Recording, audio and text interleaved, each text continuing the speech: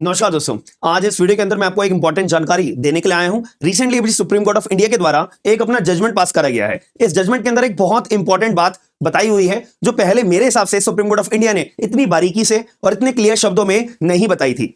आप लोगों को पता होना चाहिए, हर भारत के नागरिक के पास, सबके पास अपना एक आधार कार्ड होता है और वो एक आधार कार्ड एक इंसान का, एक व्यक्ति का अपना एक यूनिक नंबर होता है। वो अपनी आइडेंटिटी को दर्शाता है कि मेरा नाम क्या है, मेरी उम्र क्या है, मैं रहता कहां पे हूं, वगैरह वगैरह। तो उसी आधार कार्ड से दिखाने से एक व्यक्ति की आइडेंटिटी के बारे में पता लगता है कि आप हो कौन, आप रहते कहां हो, एक्सेट्रा एक्सेट्रा।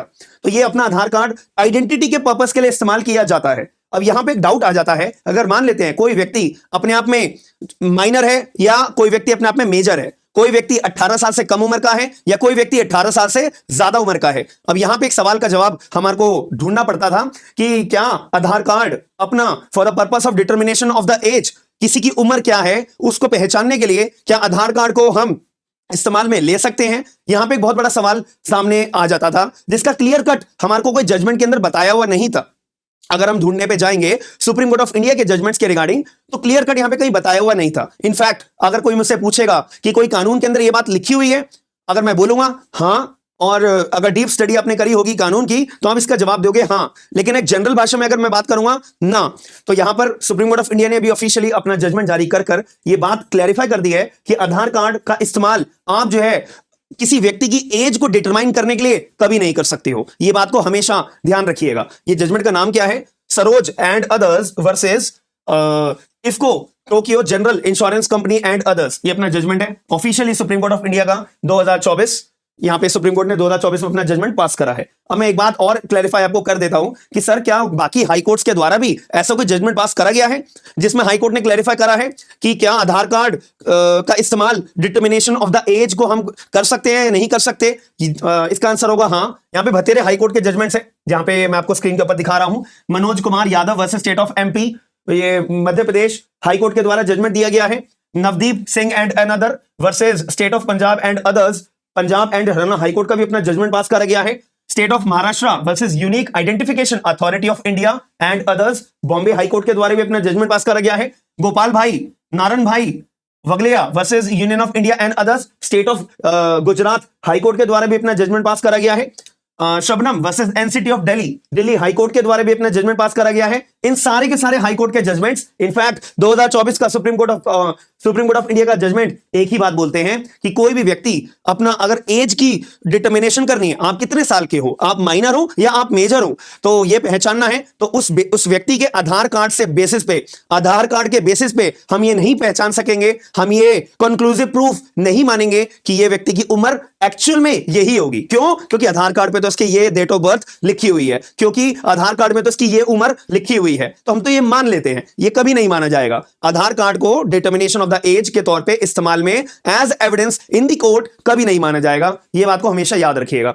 ये जजमेंट्स ने हाई कोर्ट ने भी बोला है, सुप्रीम कोर्ट ने भी बोला है। अब आपके दिमाग में एक डाउट आ रहा होगा कि सर अब फाइनल हमारे को क्लियर कट एक बात बताइए कि अगर मैं अपना कोर्ट में कोई केस डालता हूं, अब वो यानी कि जुवेनाइल का केस अगर होगा या एक्सीडेंट का केस होगा कि जब व्यक्ति अपना गाड़ी चला रहा था या स्कूटी चला रहा था, जिस टाइम पे एक्सीडेंट हुआ है उस टाइम पे व्यक्ति की एज क्या थी, या जो मरा है, जो डिसीज व्यक्ति है, उसकी उम्र क्या थी।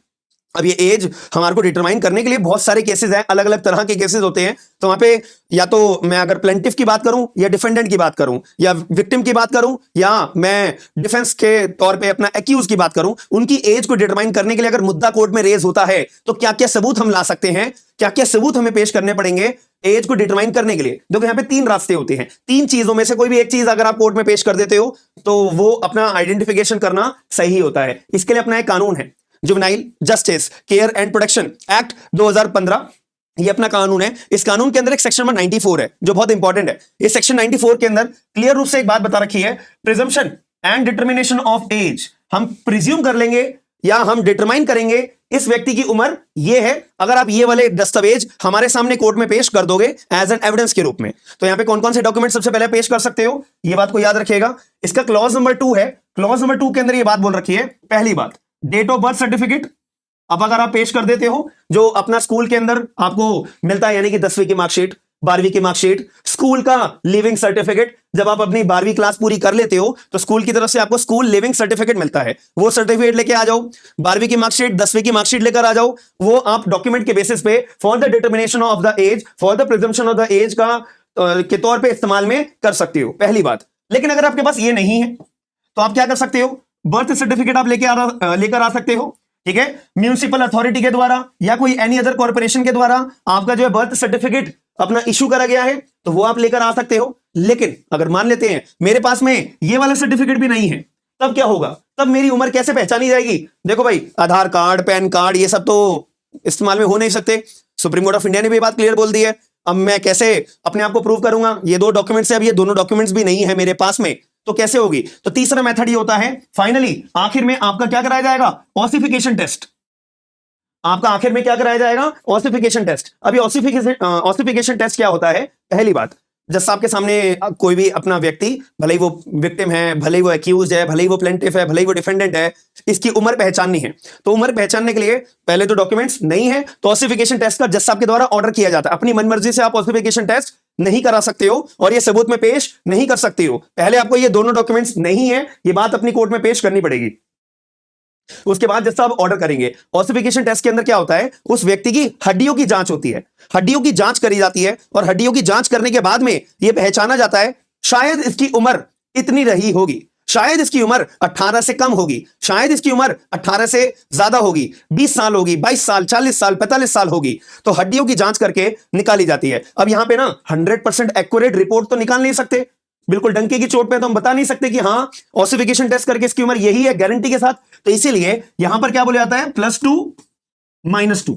याद रखना, हमेशा ये कानून की बात बता रहा हूं मैं, ये कोई हर कोई बताएगा नहीं, ठीक है। तो इसका मतलब क्या होता है, मान लेते हैं ऑसिफिकेशन टेस्ट करके ये सामने आया कि जो व्यक्ति है जिसका ऑसिफिकेशन टेस्ट हुआ है, इसकी उम्र है 16 साल, लगभग 16 साल होगी। तो यहां पे ये फॉर्मूला लगाएंगे +2 और -2। तो यानी कि +2 यानी इसकी उम्र 18 साल भी हो सकती है, इसकी उम्र 14 साल भी हो सकती है। तो यानी कि 14 साल भी हो सकती है, 16 साल भी हो सकती है, 18 साल भी हो सकती है। तो 14 साल से लेकर 18 साल की उम्र के बीच में इस व्यक्ति की उम्र होगी, यह अनुमान लगाया जाता है। तो तब अपना हम आइडेंटिफाई ऑसिफिकेशन टेस्ट के जरिए करते हैं कि एक्चुअल में जो व्यक्ति है जिसका ऑसिफिकेशन टेस्ट करा है उसकी उम्र 14 साल से लेकर 18 साल तक की हुई होगी। +2 -2, याद रखना मेरी बात को।